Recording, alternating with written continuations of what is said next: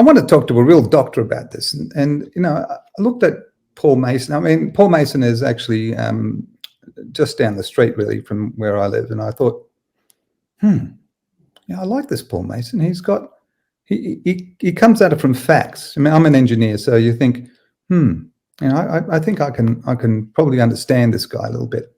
Gianni, how did you find carnivore? Kicking and screaming, I suppose, is the way to say it. I didn't believe. And now that I do believe and that I've had results, I find that other people are in the same boat I was in, and I have no idea how to help them believe, that is. I mean, I know what will help them. In fact, more and more I learn about metabolic disease, I see it everywhere. I mean, my mum was in hospital with metabolic issues, and I just look at every other person in the room thinking, oh, that problem's, that's metabolic. Yep, that's metabolic. That's metabolic. I'm not saying everyone is, because I'm sure that there are genetic diseases that, will happen whether you like it or not. But most of these are avoidable. And in Australia, we have hospitals that are full, 100% full. Like my mother went into ED, it was 2 days before they could find her a bed, right? And stayed in the ED room for 2 days before they actually found her a bed. Yeah. So I find it very saddening that we are in a society where we are literally killing ourselves. We are costing ourselves enormous amounts of money, and we could do so much better. And people, I'm just as bad as anybody else when I say I didn't believe before I started carnivore, rather, that it was going to do what it did. And now I can't not tell people. So when you transitioned from keto to carnivore? Yeah, I was basically very low carb. Let me start the story. About 10 years ago, no, probably a bit more, 12 years ago, I was 130 kilos. And I decided that I would exercise myself like crazy. And I'd gotten a bit healthier, and I started riding my bike, and I was surprised at how quickly the fitness came. And so it went from, a couple of kilometers to 15 kilometers to 50 kilometers to riding to work, riding back and from work, which is a 40-kilometer ride each day.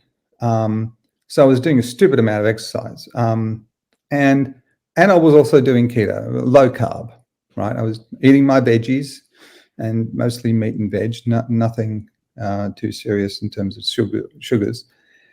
And sure, I went down to 95, 96 kilos at the time. Then I had an accident, as you do with a bike.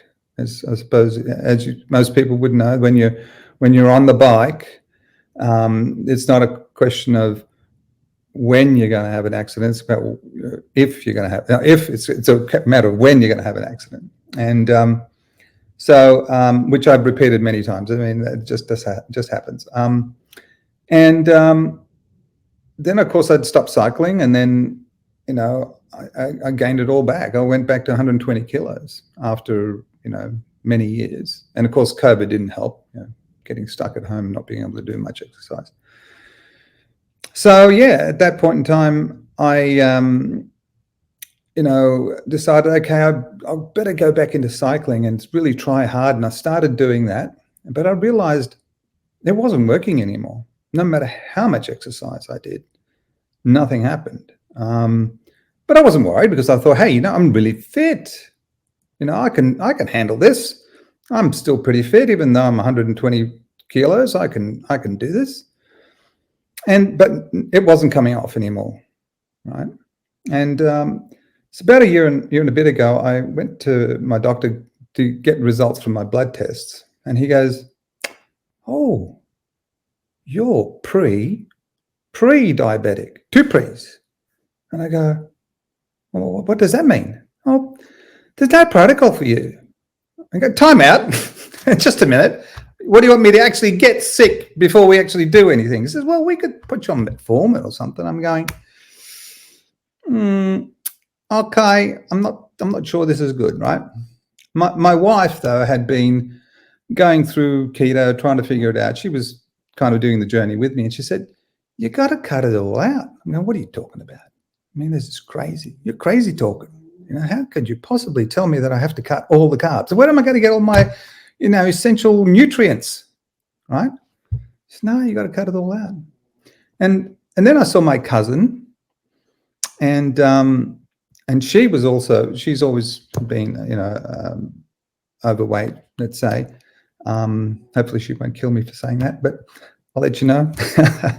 And so then she was also had lost a crazy amount of weight on carnivore, and she was also very diabetic. And she'd actually been hospitalized with insulin problems and stuff like that, and so she went from vegetarian to carnivore, and basically got off all the meds and looked great.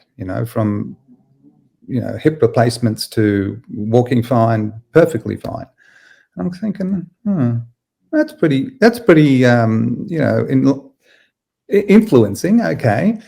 Then I thought, well, hang on, I want to talk to a real doctor about this. And I looked at Paul Mason. I mean, Paul Mason is actually just down the street, really, from where I live. And I thought, I like this Paul Mason. He's got, he comes at it from facts. I mean, I'm an engineer, so you think, I think I can probably understand this guy a little bit. Anyway, so I actually mentioned that to a friend of mine also who was having some problems, and I said, I'm going to be talking to Paul Mason. He goes, oh, and he actually ended up getting an appointment the day he called, which is actually almost impossible with Paul. He says, oh, I talked to your doctor. He's really good. I'm going, hang on, he's not my doctor yet. He says, I thought that's what you said. So there was confusion. But anyway, I had an appointment. I saw him about a year ago. And he said the same thing. You got to get off all the carbs. I went, really? And I went, okay, if I got to do it, there's the doctor. At this point in time, he seems to have all the answers that I'm going to be looking for. And so I went to, I got home and I was angry. I was very angry because I've been fooled. I feel like, okay, if I'm going to believe this, that carnivore is correct, I've been fooled. I wouldn't have had to have a cholecystectomy or a gallbladder removal. I wouldn't have had all the pains and aches and inflammation that I had. All these things that I've had in my past, I could have avoided completely had someone told me this 20, 15, 25, 30 years ago, right? And I was really I'm still, by the way, quite frustrated by the fact that carnivore is an answer for a lot of people. Now, it might be a different answer than mine in the sense that it will react differently for me than it will for you. But the fact is, it's pretty clear that carnivore is going to help a lot of people if they actually go down that path. And of course, as you get older, like me, you'll find that it becomes inevitable, right? And with our current Western diet. Yeah. So anyway, so a year ago, I was 120 kilos and now I'm 85. What a change in a year. That's massive. And I've been stagnant at 85 for about 3 or 4 months, by the way, But are you kind of happy at that level? Look, it was never a question of losing weight. It was more a question of getting healthy. And of course that meant losing weight too. I wasn't never really saying, oh, really wouldn't mind being, my probably my best BMI weight would be, who cares about BMI at the end of the day, but it's probably 75 or something like that. But at the end of the day, 85 is great. But the other thing I find that it's happening, it's not that I've lost weight, I'm changing shape. Before I'd have, even at 85 a few months ago, I would probably still have a bit of a podgy tummy. But now the podgy tummy is still going away. My belt's still getting smaller or getting bigger, let's say. But I find that my shape has changed, and I feel that's okay. I'm okay with that. I'm feeling pretty good. Do you kind of feel lighter on your feet as well? I feel lighter on the bike. Going up hills is a lot easier nowadays than it was when I was 135 kilos. Imagine putting 35 kilos on your back and then having to climb up a hill. It's amazing. Yeah. I ride with a buddy quite frequently, and I'm finding that he's pretty challenged at the moment. When I decide to pump up a hill, he's left behind.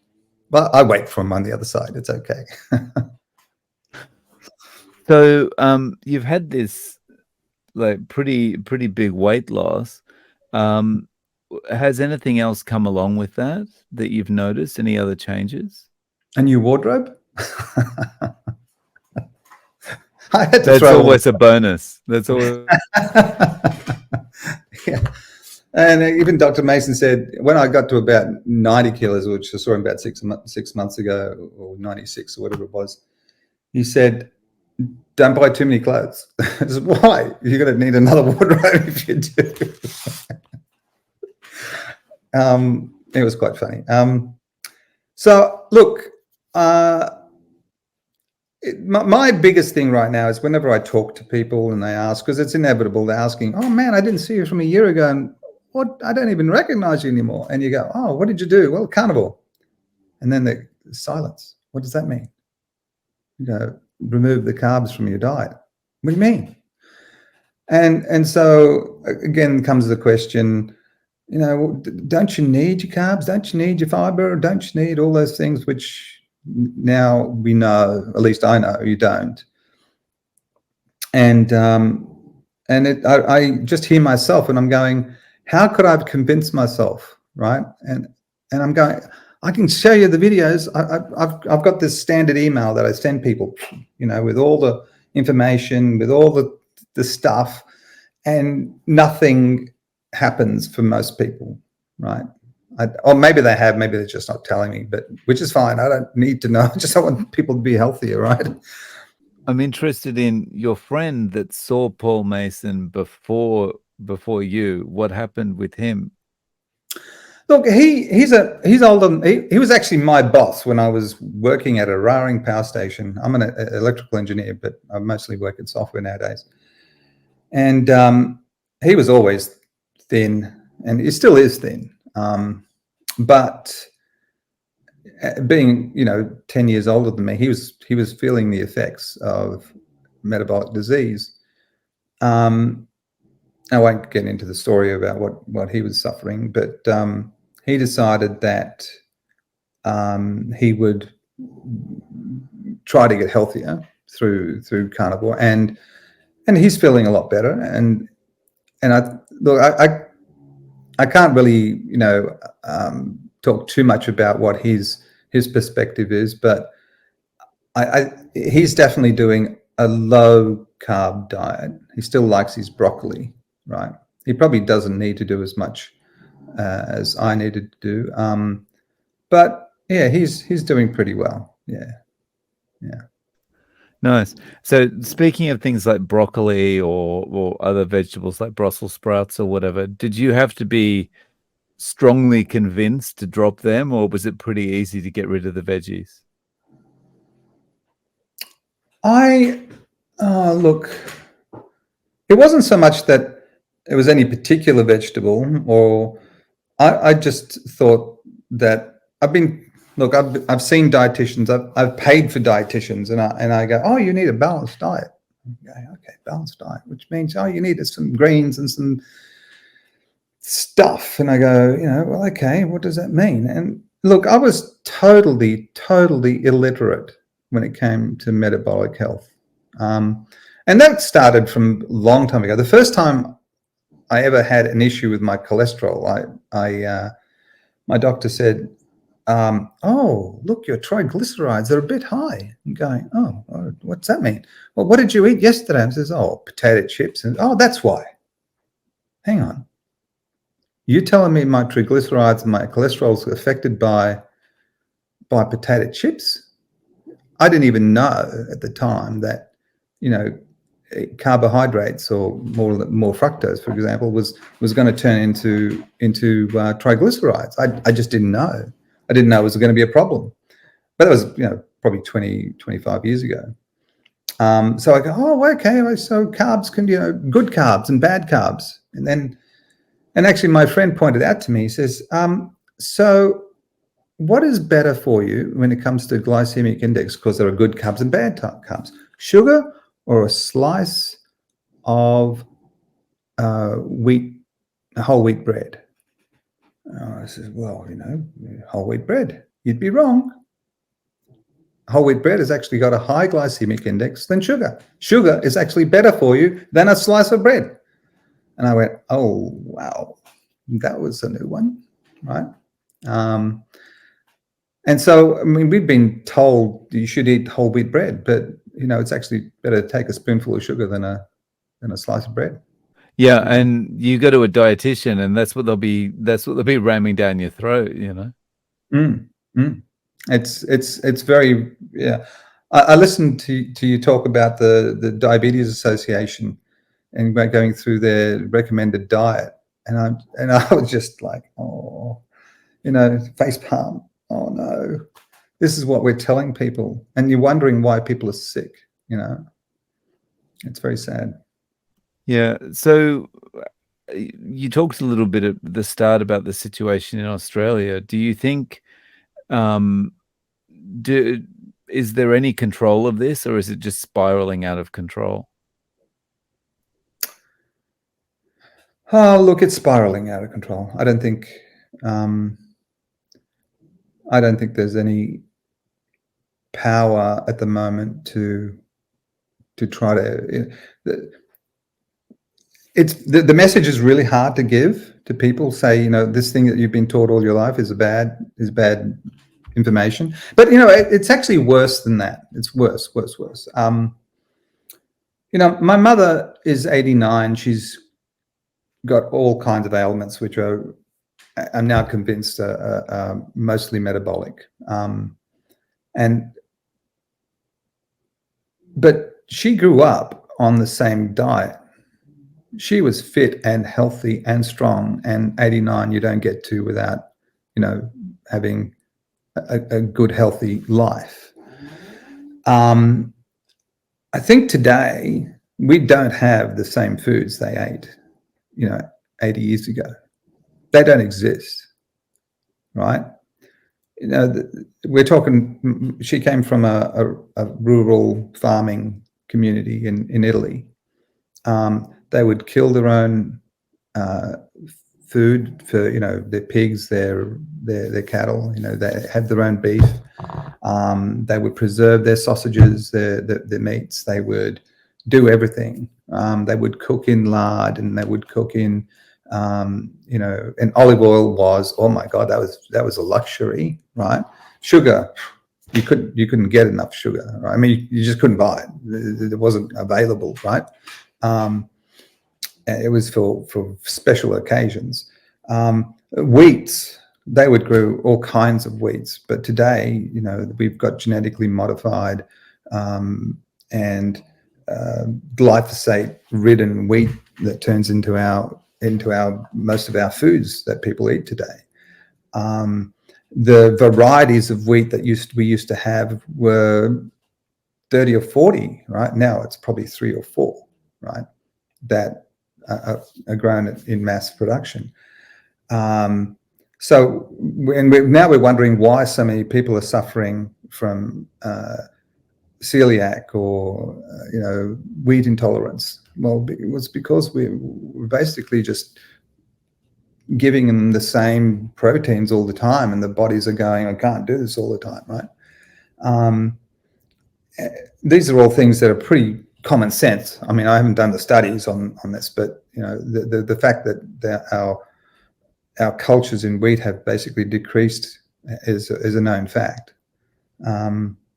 So the foods that we eat today are completely different to what my mother was eating 80 years ago. And, and her grandparents, she took, my grandparents lived to such and such. And I'm going, yeah, but, your grandparents didn't have today's Western diet, Yeah, they didn't have Fruit Loops on demand. No, they did not, right? Yeah. So, yeah, it's very sad to see that our food systems have, I don't know if it's because companies are truly trying to scheme the system more as they automatically gravitate to what makes the most profit, right? Which is selling more food, which is, hey, people like sugar, and it's just a natural commercial reaction. But as governments, as people looking at this and our health system, we should be looking at this far more seriously. I mean, especially Australia, we have the Medicare national healthcare system, which should be concerned about the fact that we can't serve our patients. We can't have patients. There's not enough room for patients, and the solution would be very simple, right? Just reduce the number of carbs. Just force people to say, no, you can't have so much sugar. You can't have, try and eat a little bit more meat. I think that would make a massive difference. And you see how people get better in a couple of days, couple of weeks on carnivore. It would just, can you imagine what that would do to waiting lines at hospitals and stuff? It just massive difference. Right. Yeah. No, it's incredible. Now, of course, there's other people who smoke and they do other things, but quite frankly, I think the biggest problem I've seen is people who are metabolically unhealthy. I didn't even know when I went to see Paul, and he says, "What's your biggest concern?" And I said, "Oh, look, I think it's I think that my dad died of cancer, and he was a smoker, but he still died of cancer, and my uncle died of cancer, and I'm thinking maybe cancer's going to take me out." He says, "Do you know that's a metabolic disease?" I went, "What? What do you mean a metabolic disease?" Anyway, he says, "Oh, look, everyone gets mutated cells, and you've got an immune system that's able to take it over, fix it. And so if you've got a good immune system, then, they're very unlikely you're going to get cancer." And I went, "Oh." So here I am worrying about cancer as a genetic disorder that's going to, I'm going to get a random selection that I'm going to be having cancer. And then, of course, it's something quite preventable. Again, so, I mean, and when I talk to people and they say, "How do you know all this stuff?" Well, it's because now I'm listening. Before I wasn't listening. And it's quite complex, right? Unfortunately, you can't have this conversation with a person in 20 minutes. It's going to take a good hour or two, unfortunately, to go through all the reasons why metabolic disease causes so many problems. Yeah. Oh, and the other thing my mother didn't have when she was 10 years old was seed oils, other than olive oil, of course, but they would actually press their own olive oil and they wouldn't have enough of it anyway, right? Yeah. So, sorry, you were going to say. Oh, no, I was just going to say, it's kind of like, trying to explain all this to someone quickly. I mean, it's like spaghetti or a spaghetti code or something like that. It's just, there's no beginning, no middle, no end. It's just, where do you launch into that conversation, and how do you push through, Yeah, and there's so many other supporting facts. We can talk about the Inuit, we can talk about the tribes in Africa, that we can talk about you know, the pharmaceutical industry, and how, you know, why would they like a cure for cancer, right? And I've heard of people cure themselves of cancer without any medical intervention, right? Just by, well, one particular person I heard of, was a secondhand. Just before the pandemic, she was diagnosed with breast cancer, and because of the pandemic, they weren't opening hospitals and stuff, and she's going, "Oh, this is no good. What am I going to do?" And she got the message, hey, you know, if you get off your carbs and, you know, basically starve yourself. She got the starve yourself, which is probably a little bit too much. But yeah, she was able to cure herself of breast cancer by diet. Probably a bit too aggressive, maybe. But who cares? She's alive, well, and cancer free, right? It's better than dying or having a mastectomy and all the other nonsense that doctors do. And so even with cancer treatments, why would a pharmaceutical say, hey, you don't need to buy our pharmaceuticals, you just need to go on a diet? How's that going to work out? Right? No one's going to meet their KPIs in that company dispensing that advice, right? No. And but it's so sad, because most people probably could diet their cancer away. Right? Most people could. Yeah. I think the thing is, it's even hard to have that kind of conversation with people as well, because it's when you say, well, actually there is a cure for cancer, you can do this, and people are like, oh, hang on, I've got to move away from this guy now. Yeah. Where should I go sit now, right? Oh, absolutely. Yeah, I know it sounds like it's crazy, but that's how just how bad we are at the moment. I wish I could find a way to be more receptive to people, but I really don't know. My other cousin, who thinks that she's so healthy, she asked me, she says, "Do you think I'm metabolically unhealthy?" He goes, "Sure, absolutely." I says, "Oh, I had enough of you now, right?" And I'm going, And I go, well, you know, the fact is 90% of people are metabolically unhealthy, unless you're something special, right? Which I'm sure you're not, right? You know, and when they talk about the 90%, it's probably the people around 20 years old, right? Not the people at 60 years old. And following the Western diet, in today's Western diet. Yeah. So, I mean, and I'm still on a journey of learning, quite frankly.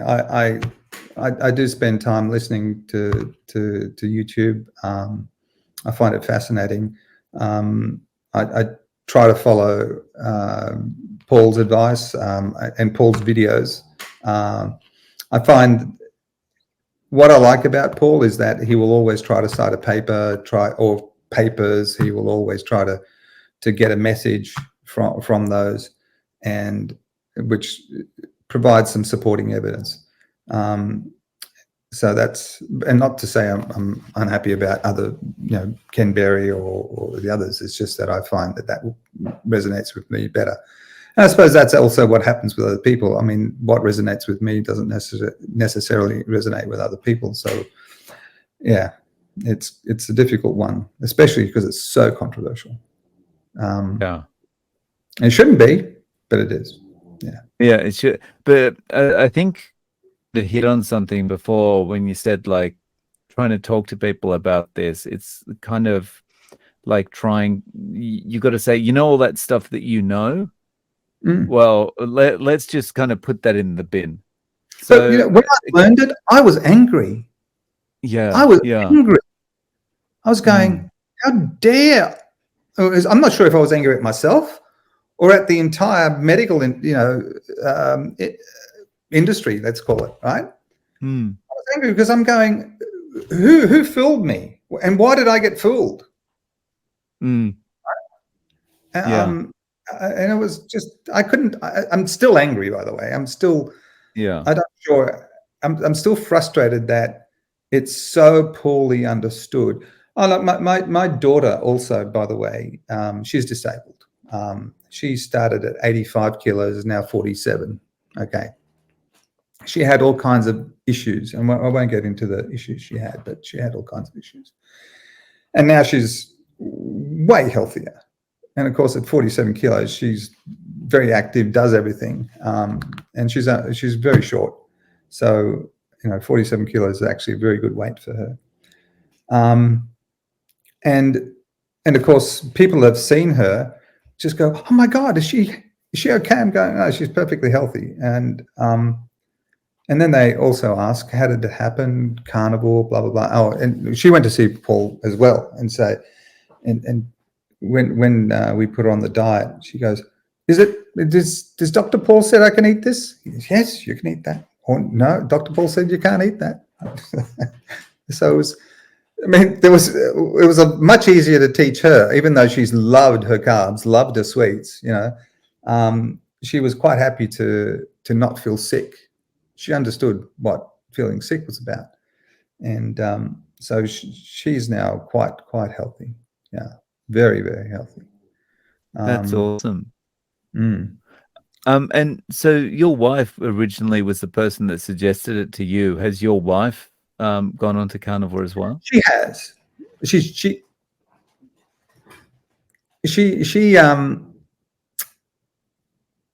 has Hashimoto's. So I think she's finding it, and of course women do find it sometimes more difficult than men to lose. She's definitely healthier, but again, people are different. Not everyone's going to get exactly the same reaction. With the thyroid dysfunction, I think that there's still some issues there to resolve, or being resolved. She's seen Dr. Mason as well, and they've changed her medication. She does feel that it's improving. I mean, she was quite upset also, in the sense that had she known about this when she was first diagnosed with Hashimoto's, it could have probably been reversed. Because I didn't know that it was an autoimmune disease caused by probably what you're eating. And she was quite healthy at 55 kilos, and then all of a sudden she just exploded and had all these problems, and I'm just going, what? And she went to see a dietitian and says, no, you've got to go see a doctor, you've probably got something else. And then she was diagnosed with Hashimoto's, which is normally the way the story goes, right? But then you're hearing this from so many people. So many women are suffering Hashimoto's, and they don't know that it's diet related. And it's just going, oh my God, why are we letting people go through this pain all the time again? Yeah, we have so much suffering that's so self-inflicted. It's unbelievable. Yeah, I agree. So to get to where you are now, how have you been eating? Is it like a 1 meal a day kind of plan, 2 meals a day?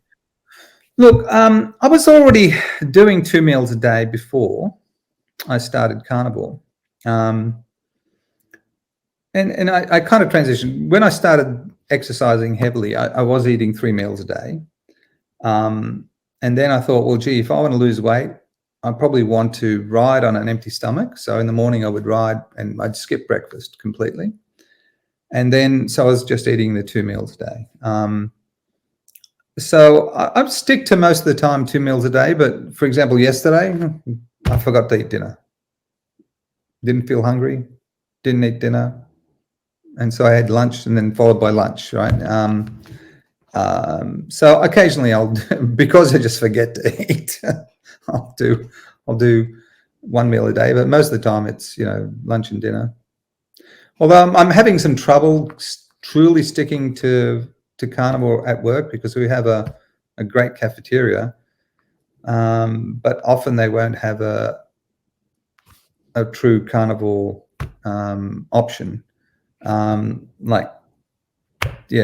might have some ham, prosciutto, hopefully The ham sometimes has got sugar laced with. I don't know why we lace ham in sugar. That's just crazy. I lived in the States for a few years, and then I look at the ingredients and I'm going, why is this ham so sweet, and why is it laced in sugar, right? and or high fructose corn syrup, and then of course now we're starting to practice the same thing here in Australia with all the hams basically, and bacons having sugar in it. So it's very sad. So we actually make our own bacon, for example, and we make. We have a very good fresh butcher, which opens at the markets here where I live. And so during the weekend, we go there and pick up some really good fresh meat, usually some lamb chops or beef or chicken, whatever, right? And fish. There's a good fish market there as well. And we'll just cook whatever we want. Usually in the air fryer real quick, or pan fry it, or we actually eat sometimes. They sell pig skin, right? And so we make crackling. Perfected a recipe for that, which is basically you take the pig skin, you boil it, you do a few things. I won't get into all the detail, but if you want, I'll give you the recipe. And it makes the best crackling, right? So it's like that chips when you don't, just that perfect crunch, and what do you call it? Not oil, but juicy. It's kind of juicy kind of. You can put salt on there and stuff. Yeah. Well, yeah, it's salty, so you've got this really. It's like chips, but it's it satisfies that craving. I just need a little snack. You take a few of those, but the thing is, it's not like having a bag of chips where you got to eat the entire bag, right? You have your small handful of these things, and you go, I'm done. Which is the issue with most carb products. Yeah, I think that's one of the best things about carnivore all up. It's like I can eat a bit and leave it, or like you said before, I can forget to eat dinner, or I forget to eat a meal. It's like that was unheard of before. There is no way I would have skipped a meal in the past. No, that's the thing, right? And you don't feel hungry. It's like you say, people say, "Oh, how much do you eat?" It's as much as you want. I mean, because you don't want to eat too much, right? I mean, the fact is, your brain goes, "Hey, there's enough of that." You go, "Okay, well, I'm just going to put it away." And you don't feel like I'm probably an emotional eater, right? I'm definitely under stress, self-inflicted stress, of course. I get to the point, I've got to get this work done, and I go, I've got to chew on something. So I probably one of the reasons why I was 130 kilos. But with the carnivore diet, doesn't matter. You don't feel hungry. I mean, you feel hungry if you really do need to eat, but it took me 24 hours last time to get hungry, right? Yeah, when it takes you a day to realize that's not what hunger was like before, right? And the other thing is, on cycling, when I was on a low carb diet, I would have some serious problems sometimes. You get to the point where you're doing, like I did a few 160-kilometer rides, and you're getting to you're 50 kilometers, and you go, oh geez, I'm starting to feel a bit weak. I better eat something, right?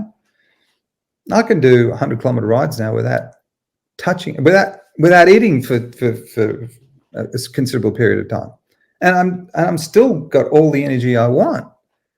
It's unbelievable, right? Because people would talk about crash, right, which is where your glucose just drops to the point where your body your muscles just go.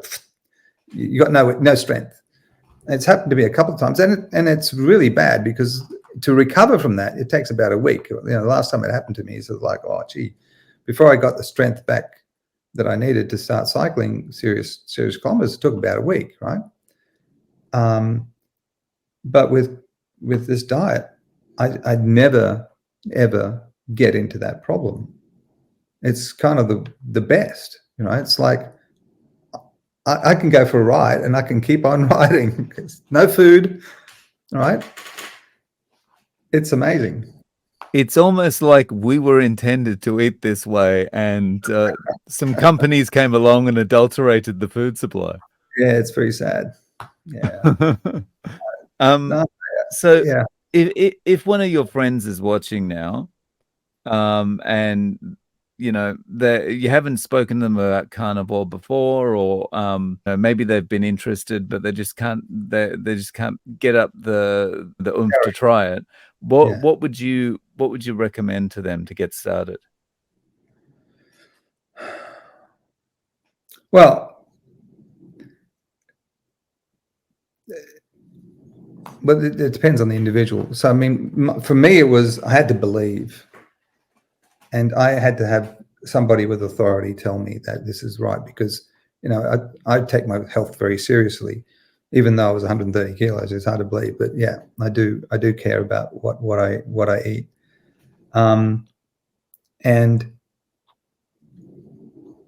my thinking is, if it was me, it would be, it truly means that you need to go and do some more research. If you really, you know, go see that doctor, go find that piece of information that you need. You come and talk to me. Go and talk to, talk to Dave. Do whatever you need, but make sure you exhaust this particular path. I've had conversations with people that they go, I think it's just another fad. Well, it's not, because the last time I did a fad diet, which was something with carbs in it, it didn't stick, right? I couldn't, and I still had a lot of trouble. And not only that, when I did go back to that diet after the COVID, blah, blah, blah, guess what? Nothing. I couldn't, what worked before didn't work again, right? It stopped working altogether. I needed something that really was going to work. So it's not a fad, right? It really is one of those things that's very difficult to explain to people. And again, if you take your health very seriously, like I do, you're thinking, well, where am I going to get all these minerals and vitamins? And because I used to take a handful of vitamins and supplements, which I've only just restarted, but there's another reason. I've restarted a few others. But in what was it? About 6 months into the diet, I just stopped taking everything. I was on medications. I stopped taking all of them, everything. Literally going from taking a handful of pills to nothing, right? And feeling better, right? So I can't. That didn't happen in other diets, right? I still had to take my, I used to take a lot of glucosamine, for example. One of the reasons why I started cycling was because I had an accident when I was very young, and I had a busted knee, hurt knee, and it was very painful for doing anything strenuous that I needed, like cycling. My wife said, "Oh, you've got to take this glucosamine." I said, "Yes, dear, I will take the glucosamine." I go, "Okay." And I started taking this glucosamine, which actually worked. It was fantastic. I didn't realize it was working. And I says, "Okay, I'll take one a day." And then I ran out of them. I ran out of these glucosamines. I went, "Okay, I'm not going to tell her. I mean, I did what you said, and I won't take any more. It was all good." And about a week later, I'm finding, oh my God, what are these?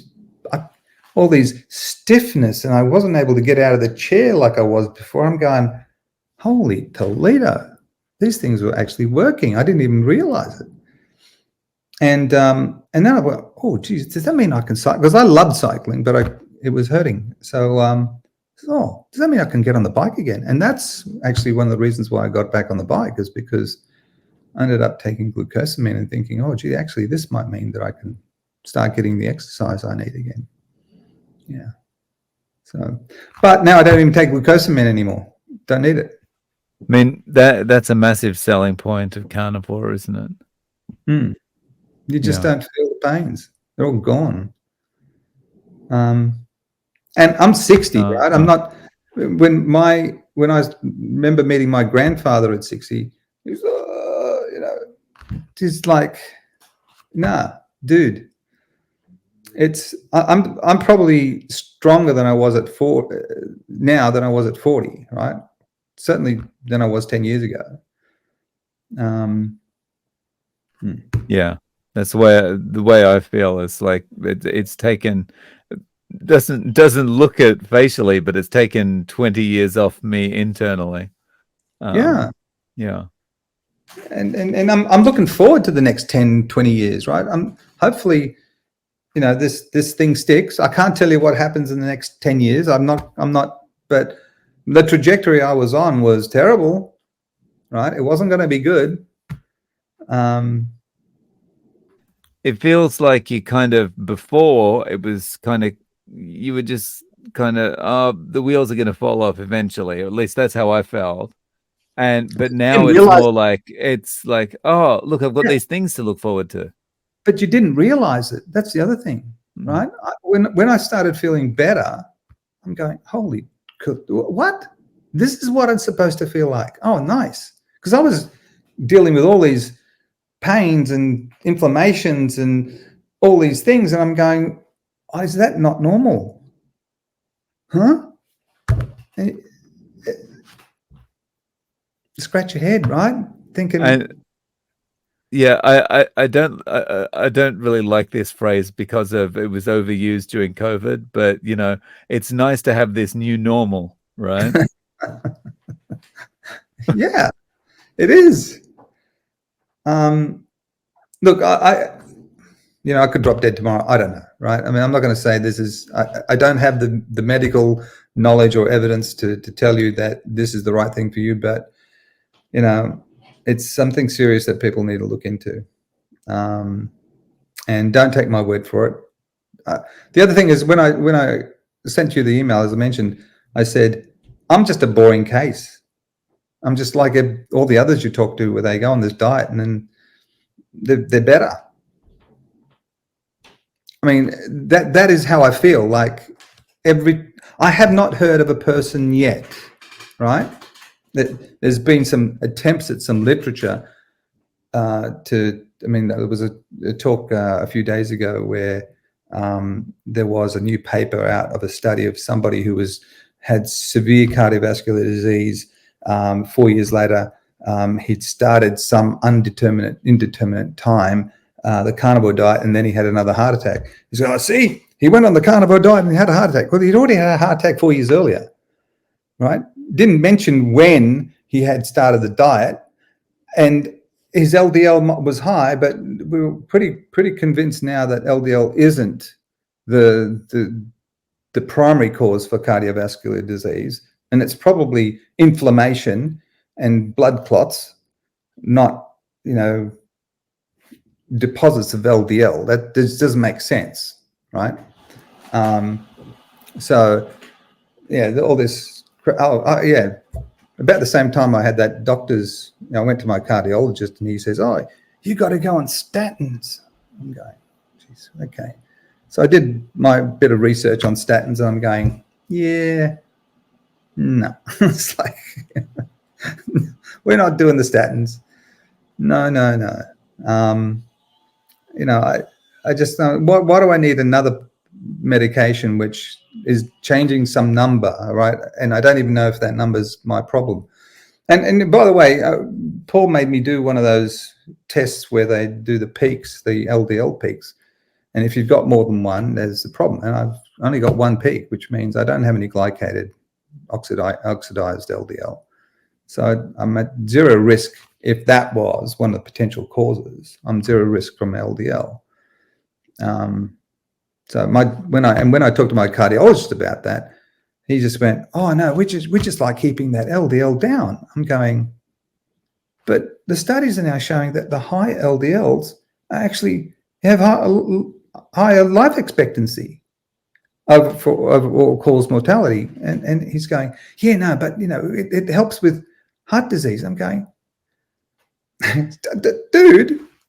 It's crazy. It's like, please take these drugs for the rest of your life and risk getting diabetes and dementia and all that kind of thing, so that you can get your number down to a level that I'm happy with.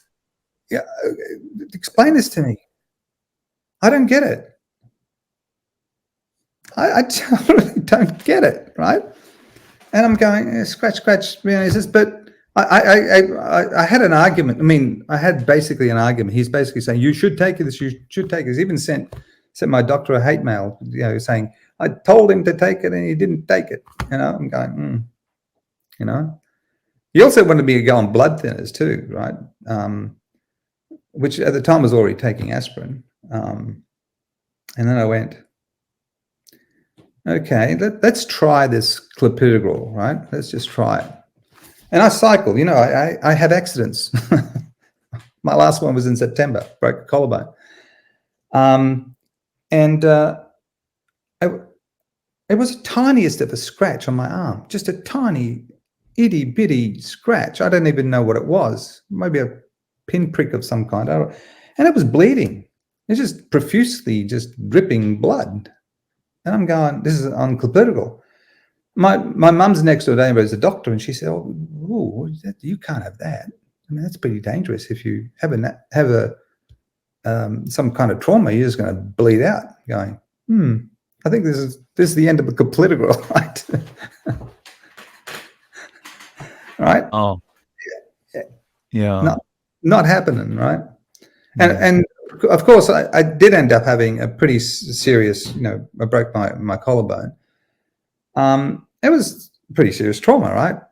I'm sure if I was in clopidogrel, I would have had some serious problems. So it's a complex story, right? I mean, I can go in. There's so many details, but at the end of the day, the most important thing for people is to start the journey, and take the medical advice. Even if it is a doctor doesn't believe in carnivore, just make sure that your numbers are right, and if you do get a chance to see somebody who understands metabolic health, then go and see them. These doctors that are on YouTube do inspire me, in the sense that they got into the business to help people. They took all the medical advice. They found that it didn't work for them, and they turned around and said, maybe I need to do something different. And they have, which to their credit,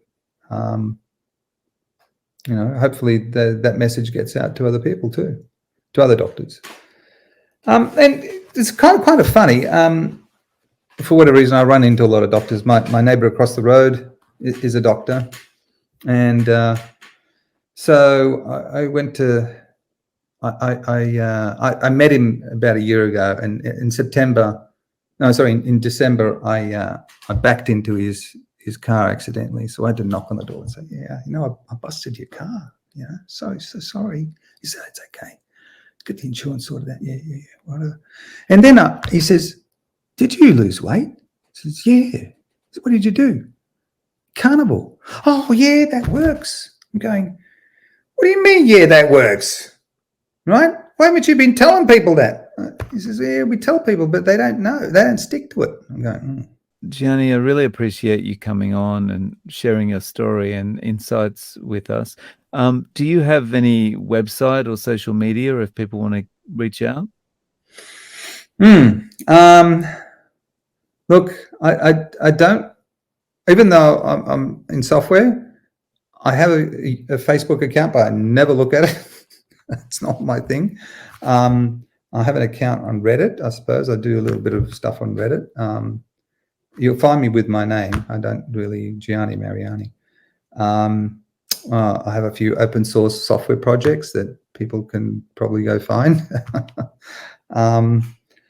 But if somebody wants to get in touch with me, it's Gianni@mariani.ws. So it's pretty easy to remember my email address. Well, Thank you very much. I really appreciate your time, and I appreciate you staying up so late with me as well. Thank you so much, Gianni. Oh, this is early for me. Yeah, thank you. Thank you, Dave.